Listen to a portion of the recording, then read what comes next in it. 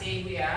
Nah, nanti saya akan amati jalannya supervisi di kelasnya Ibu. Nah, di sini adapun tujuan ini yang diadakan di dalam supervisi akademik ini adalah untuk mengetahui dan mengevaluasi jalannya proses pembelajaran yang Ibu Desi lakukan di kelasnya. Ya. Nah, dan kenapa kita hari ini melakukan percakapannya pra observasi ini sebagai persiapan awal sebelum nantinya Ibu Desi ini melakukan kegiatan pembelajaran. Nah, agar lebih siap dan percaya diri, sehingga memberikan pembelajaran yang terbaik bagi peserta didiknya.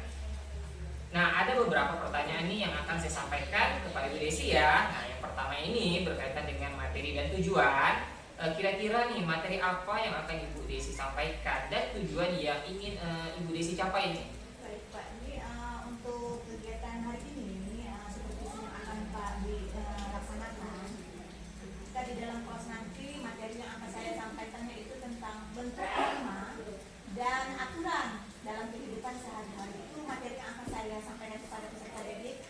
Kemudian ada pun tujuan dan pembelajaran yang akan saya sampaikan nanti, di mana peserta didik itu mampu untuk mengidentifikasi, menganalisis serta mengkaitkan norma tersebut dalam kehidupan sehari-hari. Oh ya, baik ya Bu Desi ya. Nah, jadi supervisi yang berlangsung Ibu Desi ini akan menyampaikan materi ini tentang bentuk norma dan aturan dalam kehidupan sehari-hari. Nah, dan tujuan yang Ibu Desi harapkan ini peserta Ibu Desi ini mampu mengidentifikasi, menganalisis serta mengaitkan materi di dalam pembelajaran. Nah, bagaimana ini area pengembangan yang ingin Ibu capai dengan melakukan observasi ini? Baik Pak, jadi untuk area pengembangannya ada dua kompetensi yang akan saya kembangkan di sini. Yang pertama potensi pengetahuan, yang kedua itu keterampilan. Lalu pengetahuan siswa di sini menguraikan tentang norma dalam kehidupan sehari-hari beserta contoh nyatanya, contoh konkret yang ada di lapangan. Kemudian keterampilan itu tentang bagaimana mereka berkreativitas, kemudian bagaimana mereka berpikir kritis dan melakukan kolaborasi dengan teman-temannya yang ada di dalam kelas ketika mereka melakukan sesi diskusi nanti. Oh, baik. Nah, jadi area pengembangan yang ingin dicapai ini bagian aspek pengetahuan ya dan keterampilan siswa yang Bu Desi kan? Ya, nah di sini saya ingin mendengar nih Bu Desi, rancangan pembelajaran nih yang akan Ibu Desi terapkan di dalam kelas ini, mungkin dari model pembelajarannya yang akan Ibu Desi gunakan. Baik Pak, jadi untuk rancangan pembelajaran hari ini saya akan menggunakan tentunya pembelajaran kurikulum merdeka ya Pak Didi ya. Kemudian dengan terlebih dahulu saya akan membuat modul ajar. Dalam modul ajar itu tentunya disesuaikan dengan CP dan ATP-nya. Karena di sini pembelajaran berbasis masalah ini bagi saya menggunakan model pembelajaran yang akan digunakan yaitu adalah PBL. Ya, PBL dengan pendekatan pembelajaran saintifik kemudian TIPIK. Lalu untuk metodenya saya menggunakan ceramah, kemudian diskusi kelompok, penugasan, tanya jawab, dan nanti tugas yang mereka kerjakan itu akan dipresentasikan ke depan kelas. Oh iya, baik Bu Desi. Nah, jadi rencana yang akan Ibu Desi terapkan di dalam kelas ini menggunakan model pembelajaran PBL dengan metode ceramah, diskusi kelompok, penugasan, tanya jawab, serta presentasi kelompok. Benar ya Bu Desi ya? Ya, betul. Nah, bagaimana nih dengan media pembelajaran ini yang akan Ibu Desi gunakan di dalam kelas? Untuk media pembelajarannya mungkin saya akan menggunakan beragam contoh ya, misalnya video pembelajaran, kemudian saya akan menggunakan PPT dalam menjelaskan materi nanti, lalu siswa akan saya berikan LKPD. Ya baik Bu Desi ya. Nah, kira-kira nih kapan Ibu Desi akan melakukan kegiatan ini, di hari apa dan di kelas berapa dan juga di jam berapa ini?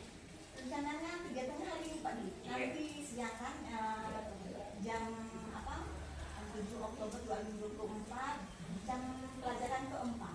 Oh iya. Ya, di kelas 4 nanti. Oh iya, baik. Nah, jadi nanti supervisi akademik ini akan dilaksanakan pada hari ini ya, pada tanggal 7 Oktober 2024 di kelas 4 dan jam pelajaran ke-4. Nah, saya akan datang ke kelas Bu Desi ini. Saya akan melakukan supervisi di kelas. Nah, saya akan melihat nih dan mencatat hal-hal apa saja yang terjadi di dalam kelas Bu Desi nanti ya.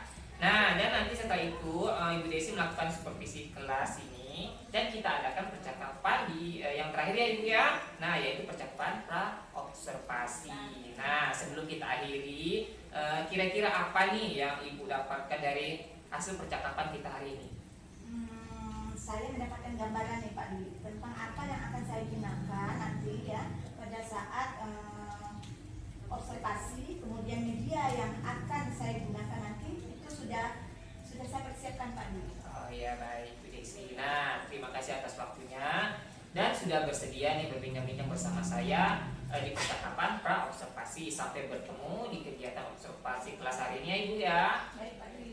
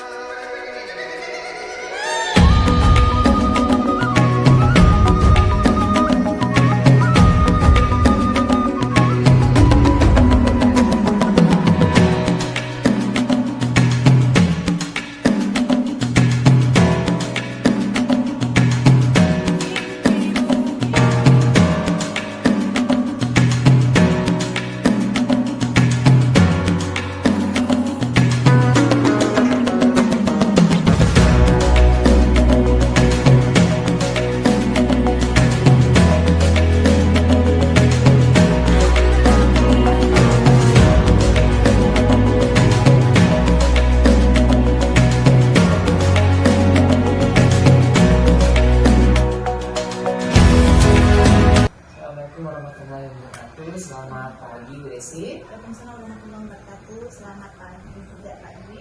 Alhamdulillah nih kita sudah melaksanakan yang namanya observasi tadi di kelas Bu Desi ya kelas 4. Nah, bagaimana nih perasaan Bu Desi ini setelah melaksanakan observasi akademik tadi?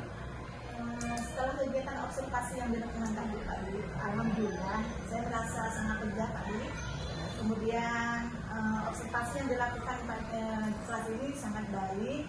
Kemudian dalam prosesnya itu terutama dalam pembelajaran tadi, siswa itu terlihat senang dan terlibat aktif dalam kegiatan pembelajaran di kelas.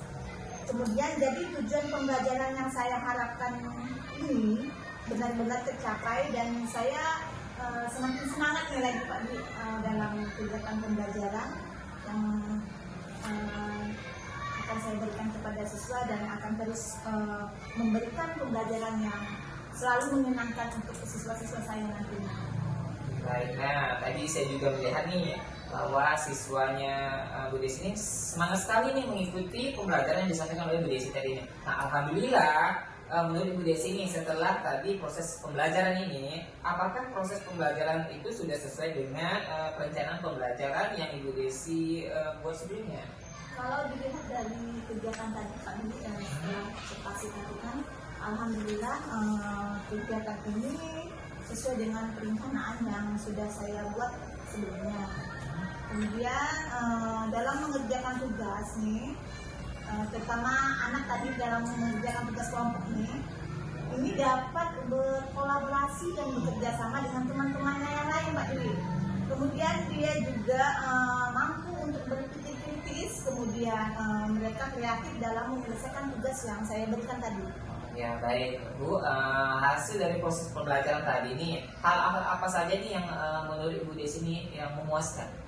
Kalau dilihat dari kegiatan tadi yang sangat memuaskan bagi saya adanya antusias dan semangat peserta didik tadi dalam kegiatan kerja kelompok, kemudian dia mengerjakan tugas yang diberikan. Ini sangat bersemangat sekali Pak Dwi, itu yang saya lihat. Kemudian ada juga Pak Dwi, selain memuaskan ada juga hal yang kurang memuaskan juga tadi Pak Dwi untuk saya, di mana ada beberapa siswa yang masih belum berani untuk berbicara, gitu kan, belum berani untuk mengungkapkan pendapatnya di depan teman-temannya yang lain Pak Dwi. Pada saat mereka ini melakukan presentasi kelompok di depan kelas tadi itu masih ada beberapa.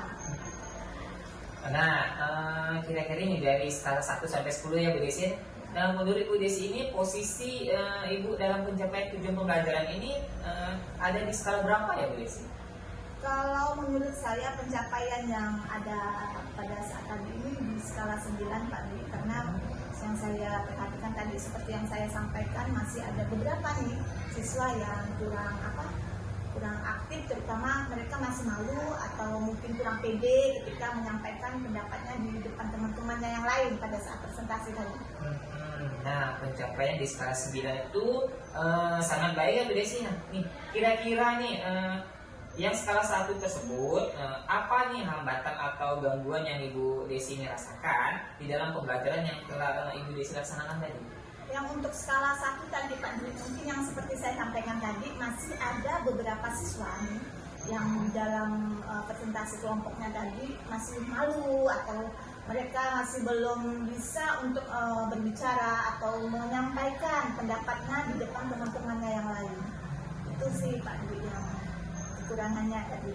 Oke, baik Bu Desi. Nah, untuk mengatasi hambatan tersebut, nah kira-kira nih bagaimana sih cara Ibu Desi ini untuk mengatasinya?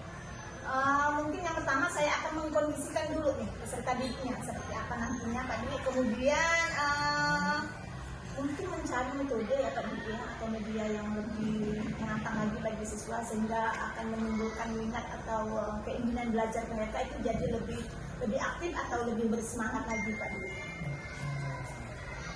Nah, untuk pembelajaran berikutnya nih ya, kira-kira ada tidak strategi ini yang lebih tepat dalam mencapai tujuan pembelajarannya? Kalau untuk berikutnya mungkin saya akan menggunakan media ataupun metode yang lebih bervariatif lagi Pak Dwi. Nanti saya akan saya sesuaikan dengan materi yang akan saya sampaikan kepada siswa nanti, yang tentunya materi media dan metode itu mampu untuk mencapai tujuan pembelajaran yang saya harapkan. Nah, jadi di dalam pembelajaran berikut ini, Ibu Desi ini akan menggunakan metode pembelajaran yang bervariasi dan media pembelajaran ini yang lebih menarik lagi ya. Nah, semoga pembelajaran selanjutnya ini Ibu Desi ini bisa lebih berhasil lagi ya. Dan saya tunggu ini perkembangan selanjutnya. Saya akhiri pembicaraan kita hari ini Ibu Desi. Saya ucapkan terima kasih sudah meluangkan waktunya untuk berbincang-bincang dengan saya pada fase observasi ini. Saya akhiri. Wassalamualaikum warahmatullahi wabarakatuh. Waalaikumsalam warahmatullahi wabarakatuh. Ya, selamat pagi. Selamat pagi.